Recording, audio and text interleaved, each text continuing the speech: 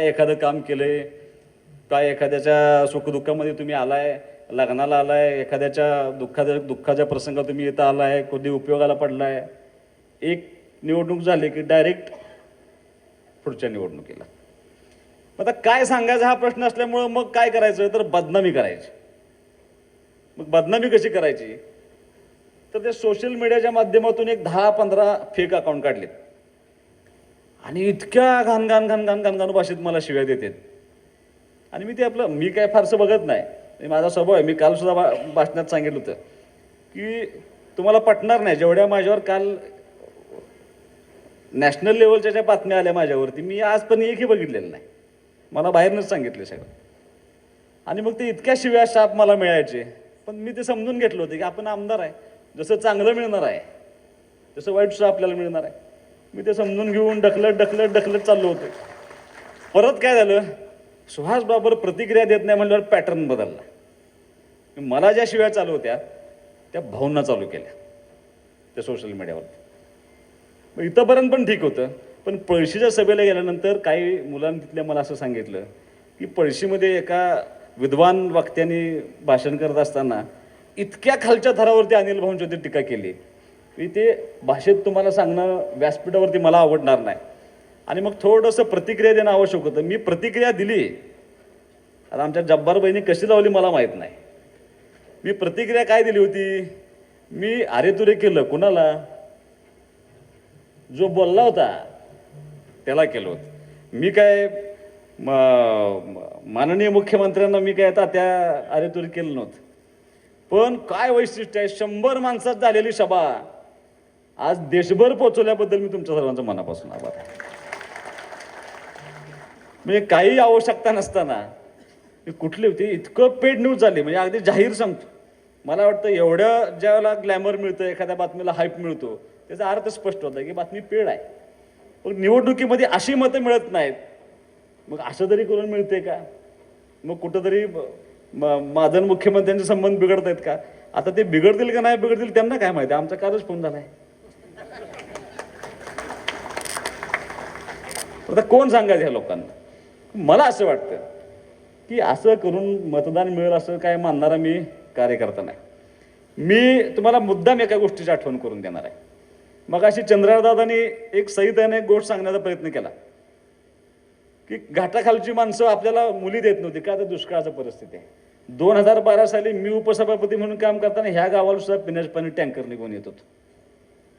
आणि ज्यावेळेला भाऊ आमदार झाले त्याच्यानंतर खऱ्या अर्थानं टेंबूसाठी परत पाठपुरा चालू झाला आणि मार्गस्थ विषय केले. आज बेलवडीची परिस्थिती आणि 2012 सालची परिस्थिती जमीन आसमानचा फरक आहे, बरोबर ना?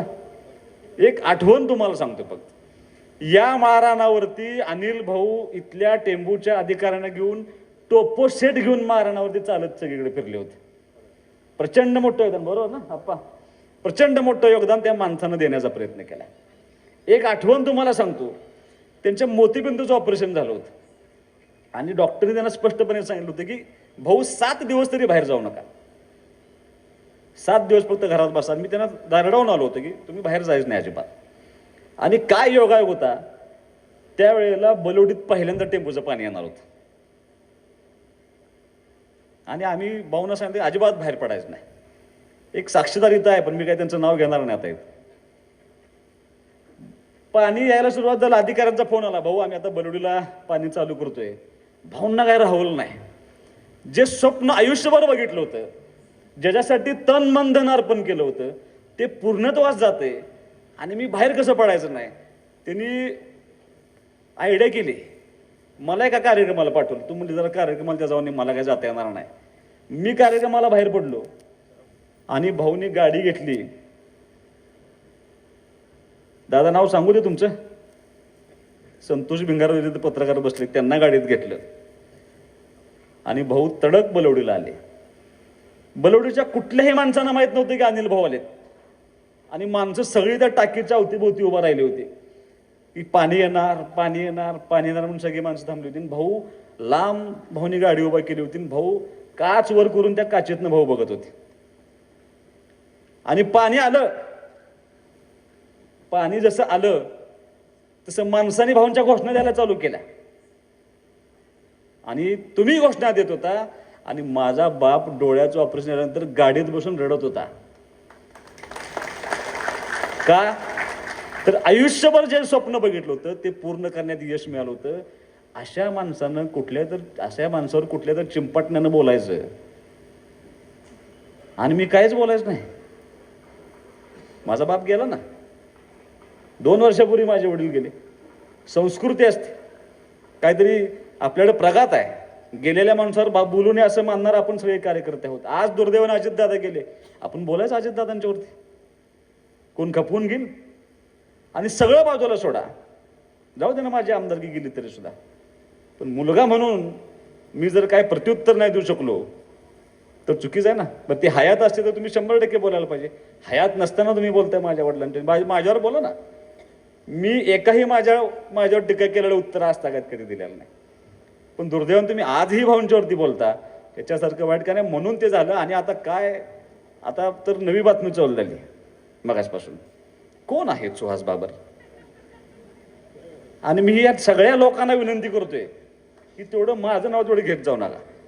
काय झालं, भाऊ गेले, विधानसभेचे निवडून झाले, तुम्ही मला 78,000 मतांना निवडून दिलं. त्या गोष्टीत जाणीव आहे मला की तुमचं उपकार आहेत माझ्यावरती, माझ्या कुटुंबावरती. 78,000 मतांना निवडून आल्यानंतर आपले कार्यकर्ते, ती तरुण मुलं काय करायला लागली, सुहास बाबर आता जिल्ह्याचा नेता होणार. तोपर्यंत नगरपालिकेची निवडणूक आली. नगरपालिकेच्या लोकांनी, विटा शहरातल्या लोकांनी माझ्यावरती विश्वास दाखवला. त्याला काही कारण आहे ना. त्या शहरामध्ये मी ह्या 2 वर्षामध्ये 200 कोटी रुपयाचा निधी विकास कामांसाठी दिलाय. मी गेले 6 महिने त्या विटा शहरातल्या घर टू घर फिरायचा प्रयत्न करतोय, लोकांना सांगायचा प्रयत्न करतोय की एक संधी द्या, मी त्या ठिकाणी काम करू शकतो. लोकांनी विश्वास ठेवला आणि नगरपालिकेची सत्ता आपल्याकडे दिली. सत्ता निकाल लागला की आमच्या पोरांनी फेसबुकला चालू केलं, आता सुहास बाबर जिल्ह्यात नेता होणार. मी सगळ्यांना बोलून सांगत होतो असलं काय लिहू नका म्हणून. महानगरपालिकेची निवडणूक लागली, काही माझा अर्थार्थी संबंध नव्हता, पण नेत्यांचा फोन आला की तुला जबाबदारी घ्यावं लागेल, नेत्याचा आदेश मानणारा मी कार्यकर्ता आहे.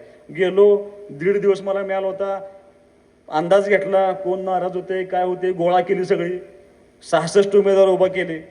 उमेदवार उभा केल्यानंतर मला आनंद झाला होता की चला पॅनल तर उभा केलं, पण नाना नेत्याला परफॉर्मन्स दाखवायचा होता.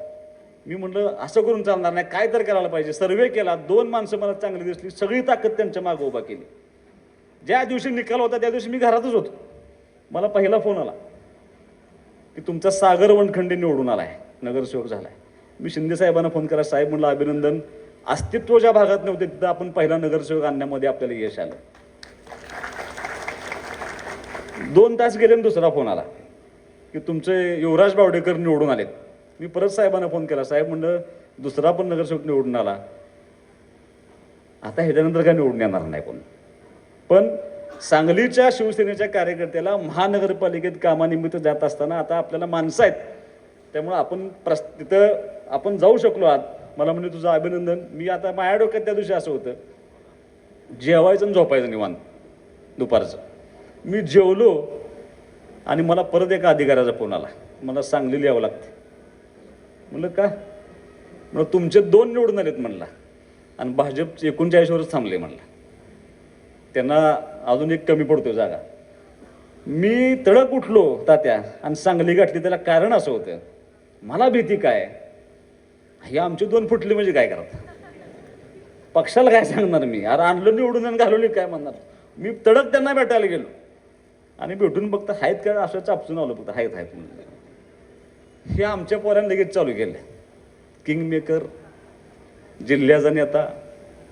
पण मी सांगतोय तब्येतीनं पण मी मोठा नाही, बाकी यंत्रणेनं मोठा नाही. कशाला माझ्या गात घालते. आणि काल जे मला भोगायला लागलं नाही ते त्या सगळ्याचा परिणाम मला काल भोगायला लागला. मी काय घाबरत नाही, मी घाबरून कोणाला सांगतोय असं नाही. पण आज सुद्धा इथं सभा आहे, परत त्या येणाऱ्या राष्ट्रीय नेत्यांना माझी विनंती आहे, उगाच माझ्यावर काय बोलू नका, कारण आता शेवटच्या सभा आहेत. आता ह्याच्यानंतर 4 वर्ष निवडणूक नाही, त्यामुळं मी कधी तुमच्यावर भाषण केलेलं नाही, तुम्ही सुद्धा कधी भाषण करू नका. मी आज बलवडीत येत असताना मला माहिती आहे ना मी काय काम केले. आता संदीप रावने सांगण्याचा काम प्रयत्न केला की आपण बलवडी बोर्ड रस्ता केला, बलवडी खानापूर रस्ता केला. हे सगळे रस्ते पूर्वी 3.5 मीटरचे होते. विजय शेट आलेत आमचे, एवढं मोठं घर बांधले 3.5 मीटरचा रस्ता होता. त्यात अर्धा तुटला होता, बरोबर ना? वास्तुशांतीला येताना माणसं मर्सिडीज घेऊन आली, BMW घेऊन आली, आम्हाला लाज वाटायला लागली रस्ता विजयच्या घरापुढचा नाही. आता काय अडचण आहे का? आता परत जेवण करून बोलवा आम्हाला. बलवडी ते शंभूखोडी रस्ता करण्याचा प्रयत्न केला. ह्या भागाला पाणी दिलं, ज्या भागात पिण्याचं पाण्याची अडचण होती. आज तिथं द्राक्षाचं उत्पन्न सगळ्यात मोठं घेणारं पळशीनंतर आपलं बलवडी आहे.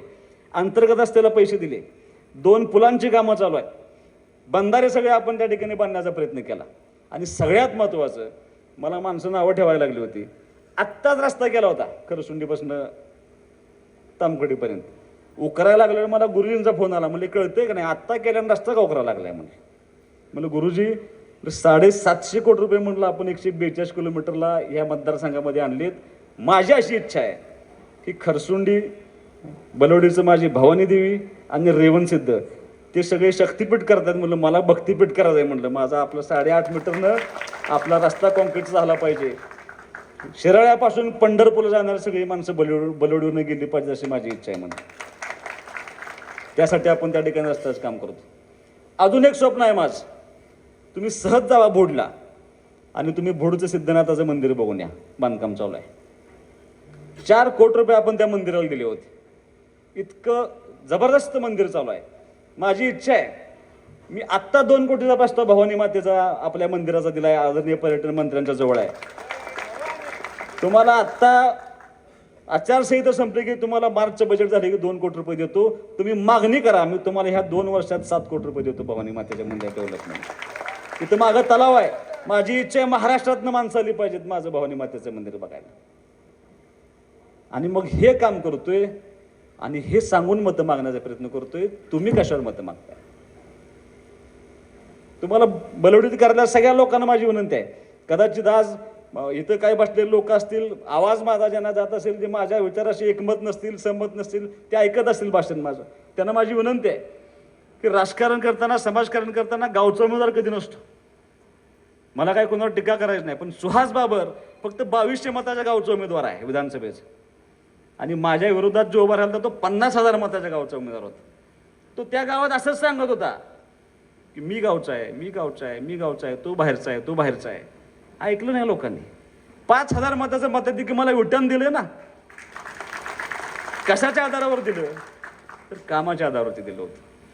आत्ता नगरपालिकेची निवडणूक लागली होती, त्या नगरपालिकेच्या निवडणुकीत तेच सांगत होते, घरडीचा माणूस नगरपालिका बघणार का? बुट्याचा माणूस आहे, आपण काय असं आहे. नाही स्वीकारलं माणसाने नगरपालिका माहिती का? माणसाने गावचं उमेदवार बघितलं नाही. काम कोण करतंय, कोण आपल्या उपयोगाला पडू शकतं, कोण आपल्याला मदत करेल, कोण 24 तास उपलब्ध होईल आपल्यासाठी, ही माणसं बघण्याचा प्रयत्न करतात. बलवडीकरांना माझी विनंती आहे, तुम्ही तेवढं सक्षम आहे, तेवढा विचार करू शकता. या दोन्ही कुटुंबांनी गेल्या 20 वर्षामध्ये ह्या भागासाठी आपलं योगदान दिले. योगदान दिलेल्या माणसांच्या पाठीमागे राहावं अशी विनंती मात्र मी तुम्हाला या निमित्तानं करायला लागलोय. ती तुम्ही कराल अशी माझी विनंती आहे. राजू तात्यांना मी कधीच भाषण करताना ऐकलं नाही, आज भाषण करताना ऐकलं. तात्यांना राग आला होता, पण वस्ताद असल्यामुळे दाबून ठेवला. एखादा पैलवान असता तर काल माझ्यासारखा बोलून गेला असता. पण तात्या तुम्हाला म्हणजे काय कुणी टीका करावी हा प्रश्न आहे ना. तुम्हाला असं सांगितलं काय, फौजदाराचा, इन्स्पेक्टरचा, हवालदारचा. आता कोण म्हणते जो नगराध्यक्ष होता आणि परत कॉप नगरसेवक झालाय, हे सांगते कोण? आधी नगराध्यक्ष होता, आता कॉप नगरसेवक. आता ती पण नाही. आता ती नाना म्हणते तसं आहे, प्रभाग क्रमांक 7चे नेते. आणि नानानं झडपी सदस्य केलं होतं. नानानं कर्तृत्वानं नाना झडपी सदस्य झाले. सुहासचा सुहास नाना ही तुम्ही नाही केला, की त्याच्या कर्तृत्वावर निर्माण झालाय सुहास नाना. तुम्ही एकदा येऊन बघा त्यांच्या ऑफिसला, ते किती काम करतात, किती लोकांना भेटतात, किती लोकांसाठी धडपडतात, किती फोन करतात. आज नानानं नेतृत्व सिद्ध केलंय ना. नाना बेनापूरचं, खानापूरचं नगरपंचायत नाना सक्षमपणे सांभाळत आहेत. गेले 10 वर्ष नाना त्या ठिकाणी काम करतायत. तुम्हाला माझी विनंती आहे, जो स्वयंभू असतो, स्वतःच्या ताकदीवर तयार झालेला माणूस कधीही तुम्हाला त्याची कुणाची आवश्यकता नसते. आज तात्या तुम्ही खरं बोलला की नानांना पराभूत व्हायला कारण कोण होती? हीच होती. ह्यांना कशाची भीती वाटत होती? तर आपल्या पोराच्या पुढे कोण तयार होऊ नये. राजकारण कुणाची ताम्रपट नाही, कुणाची मालकी नाही. सुहास बाबर सुद्धा राजकारणाचा मालक नाही. आज या व्यासपीठावर मी तुम्हाला जो शब्द दिला तो शब्द तुम्हाला सांगतो. सुहास नाना पंचायत समितीत गेल्यानंतर तालुक्याच्या सर्वोच्च पदी तुम्हाला दिसेल. आणि त्याला काय सुहास बाबर घाबरत नाही. सुहास बाबरला उद्या नाना काय मला एक पक्क माहिती, इथलं माझं कोण नेत नाही. त्यामुळं उद्या माझ्यावर कुणी जरी भाषण केलं की ती पहिल्या का शेवटची निवडणूक आहे, काही माणसं ठरवतील की काय करायचं. सुहास बाबर कुणाच ज्वार, सुहास बाबर यांच्याच ज्वार आहे. काय आहे माझ्यापाशी, जे दिलंय ते यांचं आहे. काढून घ्यायचं तर हे काढून घेतील, कुणी सांगायचं कारण नाही. त्यामुळे तुम्हाला विनंती एवढीच करणार आहे की मी तुम्हाला काम सांगून, तुम्ही आता सभेला येणार आहे ना, तुम्ही बलोडीत काय केलंय सांगा, एक काम दाखवा. मी स्वतः सांगतो नानाला प्रचार करू नका म्हणून. काहीच काम केलं नाही, मतं मागायची. आता फक्त काल पण सांगितलंय मी की आता फक्त दिशाभूल, जे माझ्यावर प्रयोग झाला काल तो आता कार्यकर्त्यांच्यावर होणार आहे. आता येऊन सांगणार तुम्हाला, महेशची आमची मिटिंग झाल्या, बरोबर ना महेश, सांगणार का नाही. संदीपचं भाऊ शेठ चिडलेत जरा, तुम्हाला माहित नाही. सचिन अडसून आमची काल रात्रीची बैठक झाल्या आणि सगळ्यात शेवटला काय सांगणार, सुहास बाबर फुटलाय. ह्याच्या व्यतिरिक्त पुढच्या पार्टीला सांगायला आता काही नाही, काही राहिलेलं नाही त्यांना सांगण्यासारखं. योगदान कुणाचं आहे तुम्हाला ठरवावं लागेल. तरुण मुलांना माझ्या बलवडीतला विनंती आहे, माझ्या माता भगिनींना विनंती आहे, तुम्ही ठरवावं लागेल की ह्या घाटमात्यासाठी गेल्या 20 वर्षामध्ये 30 वर्षामध्ये कुणी योगदान दिलंय, कुणी काम केलंय. आपल्या गावासाठी कधी ना कधी तरी योगदान ह्या माणसानं दिलंय की नाही. अशा माणसांच्या पाठीमागे जर आपण उभा राहू शकलो नाही तर पुढचा काळ तुम्हाला माफ करणार नाही. म्हणून तुम्हाला विनंती आम्ही या निमित्तानं करायला, प्रचाराची सांगता सभा आहे. जाता जाता तुम्हाला एवढं सांगतो, कारण मला अजून पुढे एक शेवटची सभा करायची आहे. कार्यकर्त्यांना विनंती आहे की आता थोडंसं कसं असतं, अशी सभा झाली मोठी, झालं सगळं ओके, एवढी मोठी सभा झाली, माझा सभांच्यावर विश्वास नाही, माझा गर्दीवर विश्वास. मुंबईतले एक नेते आहेत, इतकी गर्दी असते सभेला, आता ती देऊ नका कोणाला बरं का, जब्बार भाई, नाहीतर परत ती आणि माझ्यावरच चालू होतील. मी चंद्राला घेऊन फिरायला लागलोय का, काल कोणतरी म्हणत होतं तुला महाराष्ट्रात फिरून देणार नाही. म्हणलं आपलं गडी मोठा तर घ्यावा एखादा, बरोबर काय 2 काट्या वाटणीच्या खाल्ल्या तर खाल्ल्या. त्यामुळे विनंती आहे तुम्हाला की गाफील राहू नका. इथनं पुढचे 24 तास हे राजकारणातले सगळ्यात अवघड 24 तास असतात. या 24 तासामध्ये आपल्याला आपल्या गावामध्ये एक ना एक माणूस टिपायचा आहे, त्या माणसाला आपली भूमिका सांगायची आहे, त्या माणसाला ह्या दोघांचं काम सांगायचं आहे. मला असं वाटतं सगळ्यात जास्त आपल्या शिकले.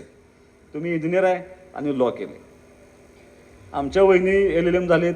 आम्ही गारडी पंचायत समिती घरामध्ये 24 वर्षाची मुलगी उभा केली, ती LLM झाली आणि हायकोर्टला प्रॅक्टिस करते. आमच्या विद्या मोठे निंबोड्यामध्ये त्या ठिकाणी निवडणूक लढत आहेत, त्या LLB झाले. 4 महिला आहेत, 4 वकील आहेत आणि मी आमदार आहे, त्यांचा वकीलच आहे मी सुद्धा. तुमच्या सगळ्यांचे वकील घेऊन आम्ही एकत्रपणे, तुम्हाला माझा शब्द ह्या व्यासपीठावरनं, एक ना एक दिवस हे दोघं निवडून तिघं निवडून आल्यानंतर आम्ही तुमची 5च्या 5 वर्ष तुमच्या संपर्कात राहू, तुम्हाला मदत करू. प्रत्येक गावाशी यांचं कनेक्शन राहील. जिल्हा परिषद पंचायत समितीची आलेली सगळी कामं, सगळ्या योजना ह्या भागातल्या शेवटच्या घटकापर्यंत नेण्याची जबाबदारी आमची सगळी एकत्रितपणे राहील. आम्ही कुठेही कमी पडणार नाही. हा भाग ज्या पद्धतीनं आम्ही बलवडीत काम केले, असंच काम इथल्या पुढच्या काळामध्ये सुद्धा करण्याचं अभिवचन तुम्हाला ह्या निमित्तानं देतो. पुन्हा एकदा विनंती करतो, ताकदीनं काम ह्या 24 तासामध्ये करा. आपलं भूमिका लोकांच्यापर्यंत पोचवा आणि परवा दिवशी 5:30 वाजेपर्यंत मतदान करून घेण्यापर्यंत तुम्ही सर्वांनी जबाबदारी पार पाडावी अशी विनंती करतो. धनुष्यबाणाचं चिन्ह सगळ्यांच्या समोर सांगा. जाता जाता एवढंच सांगतो, मला बाळासाहेब सदाशिव पवार यांचा आपल्याला जाहीर पाठिंबा या ठिकाणी मिळाला आहे. भैया त्यांचा या ठिकाणी जाहीर पक्षप्रवेश आपण या ठिकाणी करतो आहोत. बाळासाहेबजी निगडे यांचा या ठिकाणी जाहीर पक्ष